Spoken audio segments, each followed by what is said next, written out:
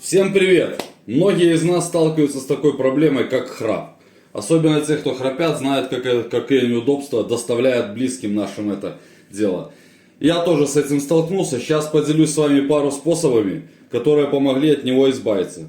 Первое, что нужно сделать, это берем травы. Шиповника, вообще смесь трав. Шиповника, ромашки, земляники. Завариваем. Даем настояться 2 часа. И после каждой еды берем как в привычечку,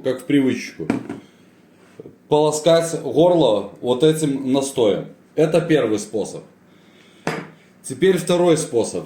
Во время еды, перед едой, берем обычную морковку, заворачиваем ее в пленочку, запекаем. Запекать до мягкого состояния и небольшой кусочек, буквально вот так на половинку разделили, половинку перед каждой едой съедать морковочку, запеченную.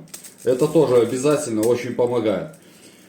И теперь такой способ, как, можно сказать, от бабушек. Смотрите, нам понадобится капуста, добываем с нее сок, размельчаем.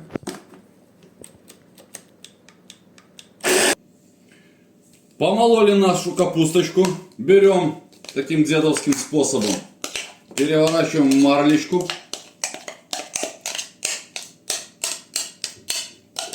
И выдавливаем с нее сок. Сама мякоть нам не нужна, только сок. Вот так хорошо он выдавливается.